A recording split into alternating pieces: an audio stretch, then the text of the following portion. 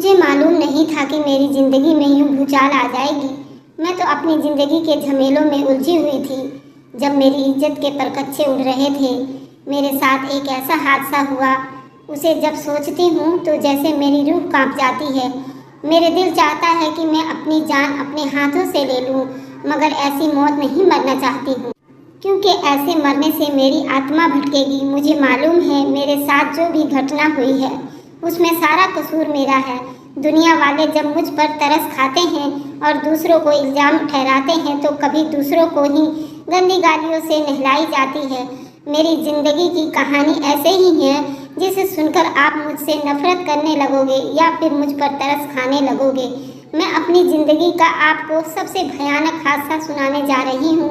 मैं घर के कामकाज में बिजी थी जब मोहल्ले की औरतें बुरी तरह से बोलती हुई मेरे घर आई थी। कहने लगी, सुनीता तू यहाँ पर घर के काम काज कर रही है, जबकि वहाँ खेतों में तेरी बेटी पर पहाड़ टूट पड़ी है और तुझे खबर तक नहीं हुई। कैसी माँ है तू? पूरा गांव खेतों में जमा है। मेरे हाथ से झाड़ू छूट कर नीचे गिर गया था। मैंने खुद से सवाल किया, सुनीता कैसी माँ है तू? मुझे अपने जूते की भी खबर नहीं थी। नंगे पांव भागती हुई खेतों की तरफ बढ़ने लगी थी, साथ ही साथ खुद से सवाल करती जा रही थी कि कैसी माँ है तू? झाड़ू देते हुए मेरे हाथ क्यों नहीं कांपे? मेरे दिल की धड़कन क्यों नहीं तेज हुई? कम से कम मेरी सांसें क्यों नहीं थम गई? मैंने तो सुन रखा था कि जब औलाद पर कोई मुसीबत आती है तो शमशान में पड़ी माँ जान आ जाती है, तो फिर मुझे कुछ बुरा होने का एहसास क्यों नहीं हुआ? सुनीता तू माँ है भी या नहीं? मैं नंगे पांव भागती हुई खेतों तक पहुंच गई थी। मैंने लोगों की भीड़ अपने हाथों से चीरते हुए धकेलते हुए अपनी बेटी के पास पहुंची थी और फिर अपनी बेटी के सामने खड़ी हो गई थी। वह उल्टी पलटी पड़ी थी, घबराई हुई थी। मुझे देखकर उसकी आंखों में बहुत सारे सवाल उठ खड़े हुए थे। सबसे बड़ा सवाल जो दिखाई दिया था वह ये था कि माँ, जब मुझ पर यह बीत रही थी तो तुम कहाँ थी? मैं बोली, बेटी किसने तेरे साथ ये जुल्म किया है? मेरा सवाल सुनकर फूट फूट कर रोने लगी थी और मेरे सीने से लिपट गई थी। मैं उससे सवाल करती जा रही थी मगर ये बिल्कुल चुपचाप थी। मैंने उसे झिझकोर डाला था मगर वह फिर भी कोई जवाब नहीं दे सकी थी। औरतें आगे बढ़ी। उसने जमीन से मेरी बेटी का दुपट्टा उठाकर उसे ढक दिया था और मुझसे कहने लगी, अपनी बेटी को घर ले जाओ। मेरे कदम लड़खड़ा रहे थे। मैं अपनी बेटी को अपने साथ लेकर घर की तरफ बढ़ने लगी थी। मेरे दिल के एक एक हिस्से से बददुआ निकल रही थी। मैं यही कहती जा रही थी, भगवान, जिसने भी मेरी बेटी के साथ ये जुल्म किया है उसको किसी ट्रक के नीचे आकर दबकर मर जाए, उसके बेटी के साथ भी कोई बुरा कर्म करे। मैं अपनी बेटी को घर ले आई। तब तक मेरा पति भी घर पहुंच गया था। उस तक भी ये बात पहुंच चुकी थी। वह एकदम से हक्का बक्का रह गया। साफ साफ कहने लगा, मेरी तो किसी के साथ कोई दुश्मनी नहीं है। किसने मेरी भोली भाली बेटी के साथ ये सब किया? जानवर से भी ज़्यादा गए गुजरे लोग होंगे जो उनके माँ बहनों के साथ भी ऐसा कर्म करते होंगे। मेरे पति कमरे में बैठे रो रहे थे कि और मैं चारपाई पर बैठी अपने कर्म को रो रही थी। फिर अचानक से दरवाज़ा खुला। मेरी सास अपनी बेटी से मिलने दूसरे गांव गई थी।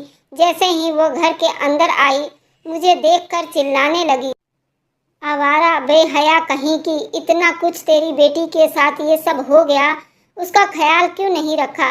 जब मैं घर पर होती तो उसे अपनी आंखों के सामने से नहीं हटने देती। तू ऐसा कौन सा काम कर रही थी जो अपनी बेटी का ख्याल नहीं रख पाई? मेरी सास ये शब्द मेरे पति के सामने कर रही थी। वह तो पहले ही बहुत शक्की आदमी थे। मैं बैठी रो रही थी। मुझसे ज़्यादा इस दुनिया में किसी का दुख हो सकता है भला? मेरी सास ने मुझे ही कसूरवार ठहराया। हम गांव के पैसे वाले लोग थे। हम इस बदनामी से डरते थे, इसलिए हम लोगों के सामने इस घटना को नहीं लाना चाहते थे और ना ही हम थाना पुलिस करना चाहते थे। इसलिए हम अपनी बेटी को अस्पताल भी नहीं ले गए थे, खुद ही चुप कर गए थे। फिर मैंने अपने पति से कहा कि तुम सुबह ये बात पंचायत के पास लेकर जाना। मेरे पति ने हाँ भर लिया। मैं अपनी बेटी को अपने कमरे में ले गई थी। उससे सवाल पूछती जा रही थी मगर वह कोई जवाब नहीं देती, क्योंकि मेरी बेटी की दिमागी हालात ठीक नहीं थी। वह एक ही शब्द दोहराए जा रही थी, अभी मुझे बहुत डर लग रहा है। मैंने अपनी बेटी को दिलासा दिया, तसल्ली दी, मगर उसका डर किसी भी हाल में कम नहीं हो रहा था। सुबह हुई तो मेरा पति बोला कि सुनीता, तुम सुमन को तैयार कर दो। मैंने सरपंच से बात कर ली है। मैंने एक बड़ी सी चादर अपनी बेटी को ओढ़ा ली थी, खुद भी चादर ओढ़कर अपने पति के साथ चल दी थी। मेरी सास भी मेरे साथ साथ थी। वहाँ पंचायत लगाई गई थी। सरपंच ने मेरी बेटी को अपने पास बुलाया और उसके सर पर हाथ रखकर बोला, बेटी, कल क्या हुआ था? मेरी बेटी ने सरपंच को बताया कि मैं खेलते खेलते खेत पर चली गई थी पापा के पास, पर पापा मुझे कहीं नजर नहीं आए। फिर एक बुरे से अंकल ने मुझे पकड़ लिया, पर मैं अपना जान उनसे बचाना चाहती थी। उन्होंने मुझे बहुत मारा और मेरे साथ बहुत बुरा कर्म किया। रोने लगी थी। सरपंच कहने लगा, बेटी, तुम मुझे बताओ, अंकल कौन था? मैं उसे मारूंगा। मेरी बेटी नाम लेने से डरती थी। कहने लगी, नाम मालूम नहीं है, उस आदमी को पहचान नहीं सकी। 5 दिन तक सरपंच अपनी हवेली में मेरी बेटी को और गांव के मर्दों को बुलाता रहा था। उसके साथ साथ जिसने भी मेरी बेटी के साथ बुरा कर्म किया उसे पहचान सके, मगर मेरी बेटी पहचानने में नाकाम रही थी। फिर सरपंच ने ये केस ख़त्म ही कर दिया था। मैं बहुत मायूस हो गई थी। उन्हीं दिनों मुझे मालूम हुआ कि मेरी बेटी तो पेट से हो चुकी है। ये खबर जब मुझे मालूम हुई तो जैसे मेरे पैरों तले से ज़मीन निकल गई थी। ये सब हमारे साथ क्यों हो गया था? मेरी बेटी की तो दिमागी हालात ठीक नहीं थी, वह तो अपने आप को संभाल नहीं सकती थी। और फिर ये बच्चा। मैंने ये बात अपनी सास से छुपाई थी। मेरी सास मुझसे बहुत नफरत करती थी। मुझे डर था कि जब उसे ये बात मालूम होगा तो वह क्या करेगी, मगर वही हुआ जो नहीं होना चाहिए था। जब दाई मेरी बेटी को चेक करने आई थी तो वापस जाते हुए मेरी सास को बता गई थी कि तेरी पोती पेट से है। ये खबर सुनकर मेरी सास किसी सांड की तरह मुझ पर बरस पड़ी थी। उसने आते ही मुझे मारना पीटना शुरू कर दिया था। मेरे पति के सामने भी उसने खूब हंगामा किया था। वो यही कहती जा रही थी कि मुझे बता, तूने अपनी बेटी का ख्याल क्यों नहीं रखा? फिर मेरे पति प्रकाश से कहने लगी, तुम इसे अभी के अभी डिवोर्स देकर घर से निकाल दो। ये कमबख्त औरत घर में रहने लायक नहीं है। मेरे पति ने अपनी माँ के आगे हाथ जोड़ दिए थे और बोला, मम्मी, भगवान के लिए मेरी जान छोड़ दो। मैं इस वक्त जिस परेशानी में गुजर रहा था, इसलिए मैं ये सब के बारे में नहीं सोच सकता था। अगर घर के ऐसे ही हालात रहे तो मैं छत से कूदकर अपनी जान दे दूंगा। मेरी सास अपने इकलौते बेटे से बेइंतहा मोहब्बत करती थी, इसलिए डर करके चुप कर गई थी। वक्त यूं ही गुजरता गया। एक दिन हमारे घर मोहल्ले के पंडित जी आए। कहने लगे, मैं प्रकाश से मिलने आया हूँ। जब से मेरी बेटी के साथ ये कांड हुआ था, जब से मेरे पति सारा दिन घर पर ही पड़ा रहता था। वह ना कहीं आता जाता था, ना ही कोई उससे मिलने आता था। प्रकाश को मैंने जाकर बताया कि पंडित जी तुमसे मिलने आए हैं, तो वह हैरान हुआ। कहने लगा, उन्होंने मुझसे क्या काम है? मैं बोली, इस बात का तो मुझे बिल्कुल भी मालूम नहीं है, उन्हें तुमसे क्या काम है? मैं उन्हें आंगन में बैठाकर आई हूँ, तुम खुद ही उनसे जाकर मिल लो। प्रकाश ने मेरी बात मान ली थी। वह बाहर आया और पंडित जी के सामने जाकर खड़ा हो गए थे। कहने लगे, जी, आपने मुझे याद किया? पंडित जी ने प्रकाश को अपने पास बिठाया और कहने लगे, जो सुमन के साथ हुआ मुझे बड़ा अफसोस है। सुमन मेरी बेटी भी है। प्रकाश ने जब ये शब्द सुने तो वह फूट फूट कर रोने लगे थे। जब से ये किस्सा हमारे साथ हुआ था, मैंने आज प्रकाश को इस तरह बिलख बिलख कर रोते हुए देखा था। प्रकाश कहने लगे, पंडित जी, मेरी बच्ची बिल्कुल मासूम है। वह तो मुझे ढूंढ रही थी गली कूचों में। मुझे नहीं मालूम किसने मेरी बच्ची के साथ इतना बड़ा घटिया काम किया है। भगवान उसे बुरी मौत मारे। आप तो दिन रात भगवान की सेवा करते हो। आप मेरी बेटी के लिए प्रार्थना कीजिए, मेरे सामने उस आदमी को बेनकाब करे जिसने ये सब किया। मैं उस हरामखोर को अपने हाथों से चिता पर लिटाऊंगा। मैंने महसूस किया था प्रकाश की बात सुनकर पंडित जी का रंग बिल्कुल फीका हो गया था। वह बहुत घबरा गया था। बड़ी देर तक हमारे घर के आंगन में चुपचाप बैठा रहा। फिर पंडित जी बड़ी देर के बाद बोले थे। मैं कहने लगी, प्रकाश जो होना था वह तो हो चुका है। हम अपनी पिछली बातों को तो अपनी ज़िंदगी से निकाल नहीं सकते। मेरे बेटे, तुमसे यही तो कहने आया हूँ कि उन बातों को पीछे छोड़कर अब आगे का सोचो। प्रकाश बोला, क्या सोचूं पंडित जी, कि मैं नाना बनने वाला हूँ? इस बच्चे का नाम मुझे क्या रखना चाहिए? प्रकाश आज अपने दिल की आवाज़ से रो दिया था। वह हम औरतों से तो कोई बात नहीं करता था। उसने कभी ये जताया ही नहीं था कि उस वक्त किस मुसीबत से गुजर रहा था। प्रकाश ने मुंह से ये सब बातें सुनकर मुझे बहुत शर्म आ रही थी। मैं ज़मीन में धंसती जा रही थी। मेरी आंखों से आंसू बहने लगे थे। पंडित जी बोले, प्रकाश, मुझे इस बात का बिल्कुल भी मालूम नहीं था आपकी बेटी पेट से हो चुकी है। मैं तो आज यहाँ सवाली बनकर आया था। मैं चाहता था कि तुम्हारी बेटी को अपने बेटे का दुल्हन बनाकर अपने घर ले जाऊँ। मैं इसको इज्जत देना चाहता हूँ। अब जब आपने मुझे ये बात बता दी, मैं तो तुमसे विनती करता हूँ, इस बात को जिस तरह तुम मुमकिन हो सके इसे राज ही रखना। मेरे बेटे को इस बात की भनक नहीं लगनी चाहिए। एक बार शादी हो जाए तब बात की बात में देखी जाएगी।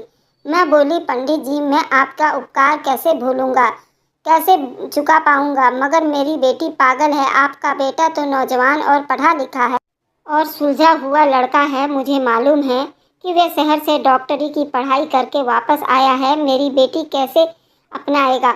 जिंदगी उसकी रुंध कर रह जाएगी। पंडित जी के चेहरे पर थोड़ी सी बेबसी सी लगी।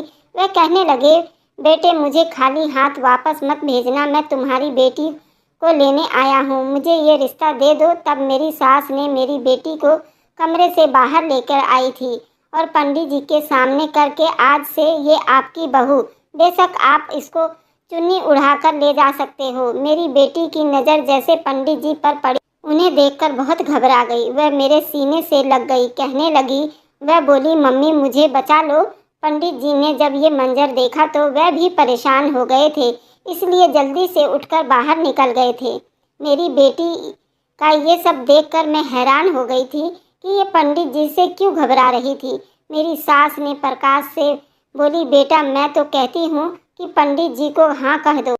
मुझे ये बात बताओ, तुमने क्या सोचा है? प्रकाश बोला, मम्मी, मैंने फैसला करना है तो ये सोच कर ही हैरान हो रहा हूँ कि कहाँ पंडित जी का बेटा और कहाँ मेरी बेटी। ये जोड़ी नहीं मिलता। फिर पंडित जी को कैसी और क्या सूझी जिसके लिए मेरी बेटी का रिश्ता मांगने के लिए आ गए। मेरी सास बोली, बेटा, ये तो भगवान की सेवा करते हैं। पंडित जी बहुत ही अच्छे हैं। वे भगवान की सेवा करना चाहते हैं, जब भी वह हमारी बिटिया को बहू बनाकर ले जाना चाहते हैं। मेरी बिटिया तो हाँ कह दो। प्रकाश ने मेरे तरफ से बिल्कुल सवाल की नज़रों से देखा था। मैं बोली, प्रकाश, मुझे अजीब सा महसूस हो रहा है। मेरी सास मुझे गुस्से की नज़र से देख रही थी। प्रकाश, मुझे अजीब सा महसूस हो रहा है। मेरी सास मुझे गुस्से से देख रही थी। बोली, जब तेरे ऊपर इतनी बड़ी मुसीबत आई थी तब तुझे अजीब सा महसूस नहीं हुआ था क्या? मैंने अपनी बेटी का हाथ पकड़कर और उसे अपने साथ कमरे में ले आई थी।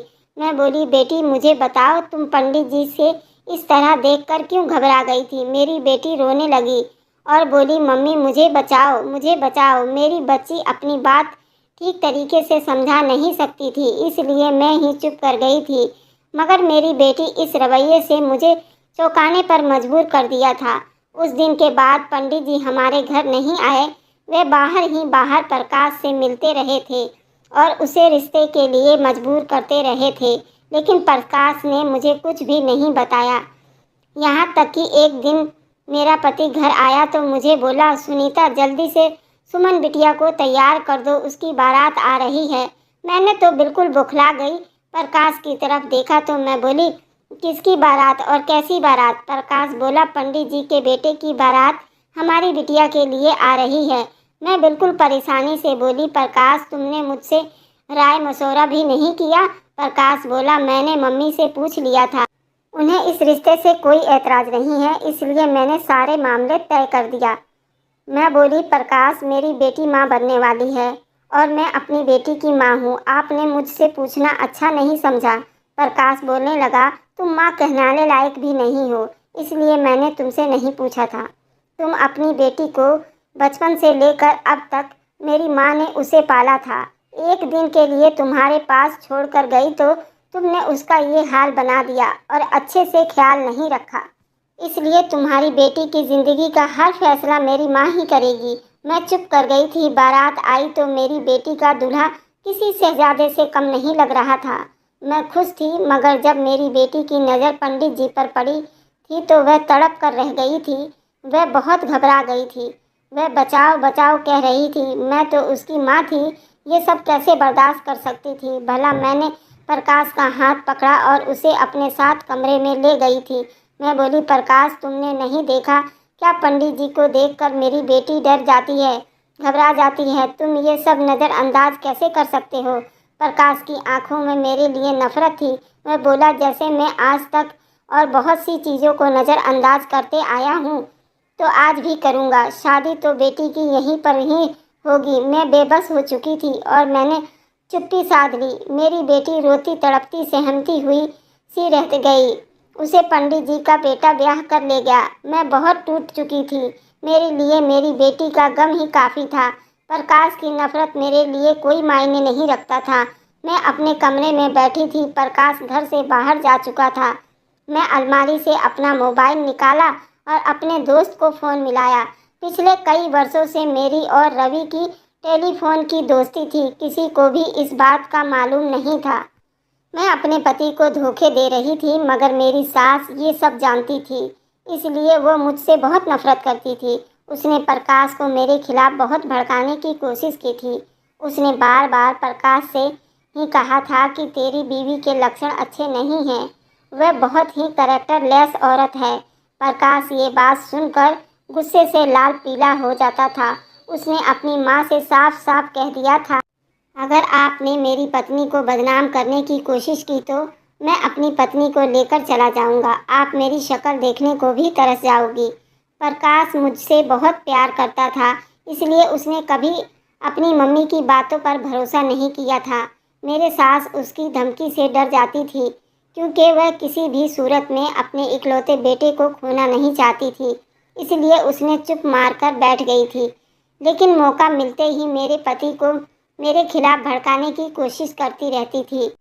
ये तो भगवान की कृपा थी कि मैं आज तक पकड़ी नहीं गई थी। जिस दिन मेरी बेटी के साथ ये सब किस्सा हुआ था, उस दिन भी मेरी बात रवि के साथ ही हो रही थी। हम दोनों की दोस्ती तो कई साल पुरानी थी, मगर हम कभी एक दूसरे से मिले नहीं थे। अब वह हर वक्त मिलने की जिद किया करता था। मेरी अक्ल पर पर्दा पड़ गया था। मैं राजी हो गई थी। उस दिन इत्तेफाक से मेरी सास दूसरे गांव में अपनी बेटी से मिलने गई थी और मेरा पति जो रोजाना की तरह काम पर चला गया था, इसलिए मैंने रवि से कह दिया था कि वह मुझसे घर आकर मिल ले। मैं घर की सफाई करने लगी थी और उसी दौरान मेरी बेटी घर से बाहर निकल गई, जबकि मैं तो अपनी ही दुनिया में खोई हुई थी। सोच रही थी कि रवि से ये कहूँगी वो कहूँगी। मुझे तो पता ही नहीं हुआ था कि मेरी बेटी को घर से निकले हुए बड़ी देर हो गई थी। फिर ये सब कुछ हो गया था। मैंने अपना खुफिया मोबाइल ऑफ कर दिया था और अलमारी में रख दिया था। आज मैंने मोबाइल निकाला और रवि को कॉल मिलाई और उससे बात करने लगी थी, तभी प्रकाश कमरे में आ गया। मुझे कुछ खबर नहीं हुई थी। उसने मेरे हाथ से मोबाइल अचानक से अपने हाथ में ले लिया और फिर अपने कान से लगा लिया। अब तो मेरी दुनिया ही लुट चुकी थी। उस दिन मेरे पति ने मुझे डिवोर्स देकर घर से निकाल दिया था। जिस दिन मेरी बेटी की शादी हुई थी, उसी दिन मुझे मेरे पति ने डिवोर्स दे दिया था। मैं बिल्कुल भी बेसहारा थी और कहाँ जाती। जिंदगी मुझ पर तंग आ गई थी। मैं अपने पैरों से लड़खड़ा रही थी। ये दिन मेरी ज़िंदगी के सबसे खौफनाक दिन थे। मुझे मेरी बेटी की कुछ खबर नहीं थी। एक दिन दिल के हाथों मजबूर होकर मैं पंडित जी के घर चली गई। मुझे मालूम हुआ कि मेरी बेटी बच्चे को जन्म दे चुकी है। मैंने जैसे ही बच्चे को देखा तो भगवान के दरबार में माथा टेकने लगी। जब मेरी चीखें निकल गई थी। मेरा नाम सुनीता है। मैं अपने हुस्न से पूरे गांव में मशहूर थी। मैं एक कुम्हार की बेटी थी। बर्तन बना के बेचते थे तो हमारा घर का खर्च चलता था। उन दिनों मैं अपनी जवानी के पूरे जोशों में थी। हमारे घर कुछ बर्तन खरीदने आया था। वह बड़ा ही हैंडसम और नौजवान था। हम दोनों के नैन आपस में मिल गए थे। सौदेबाजी हो गई थी। हम एक दूसरे को चाहने लगे थे। प्रकाश ने कहा कि वह मुझसे शादी करना चाहता है, मगर चूंकि वह एक अच्छे और खाते पीते घर का इकलौता बेटा था, इसलिए प्रकाश की माँ उस रिश्ते पर राजी नहीं हो रही थी। प्रकाश ने 2 साल अपनी माँ को मनाने में लगा दिया था, मगर वह राजी नहीं हुई। प्रकाश ने मुझसे कहा, चलो हम घर से भागकर शादी कर लेते हैं। मुझे ये मंजूर नहीं था, मगर क्या करते, मैं उसकी मोहब्बत में पागल और दीवानी हो गई थी और प्रकाश के साथ घर से भाग गई थी। जब उसके माँ को पता चला तो वह बहुत गुस्सा हो गई, मगर तब क्या हो सकता था। मगर प्रकाश ने कह दिया कि वह मुझे किसी भी सूरत में छोड़ नहीं सकता। प्रकाश की माँ जल भूनकर राख हो गई थी।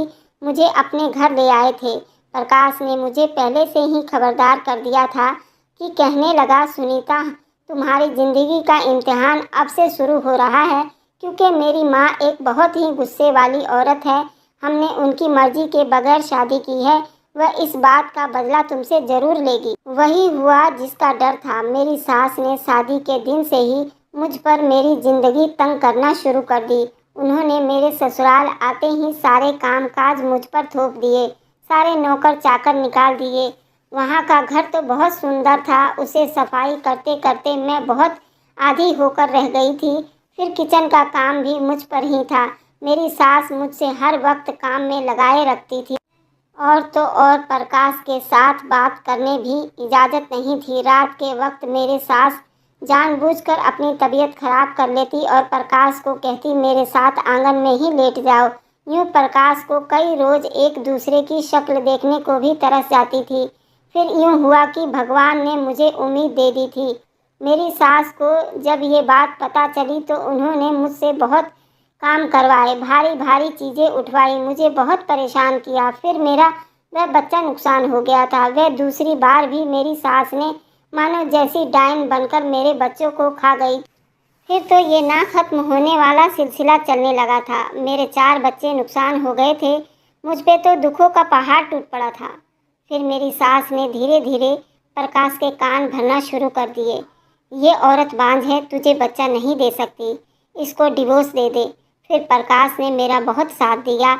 मेरी शादी को 4 साल बीत चुके थे और ये 4 साल मेरी सास ने मुझ पर हराम कर दिए थे। इन्हीं दिनों फिर से मैं उम्मीद से हो गई थी। मुझे पता ना चला और ना ही मेरी सास को। इस तरह मेरा ये वाला प्रेगनेंसी बच गया था।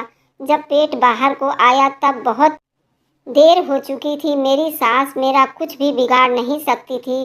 फिर मेरे घर में मेरी सुमन की आगमन हुई। वह बहुत ही सेहतमंद बच्ची थी, हंसती रहती थी। मैं बहुत खुश थी, मगर मेरी सास ने मुझसे ये खुशी भी छीन ली थी। उसने पैदाइश के दूसरे दिन ही मेरी बेटी को गोद से छीन लिया था। ये कहकर, सुनीता को बच्चे पालने का तरीका नहीं है। प्रकाश बहुत खुश हुआ था कि चलो मेरी माँ मेरी बेटी से प्यार करती है।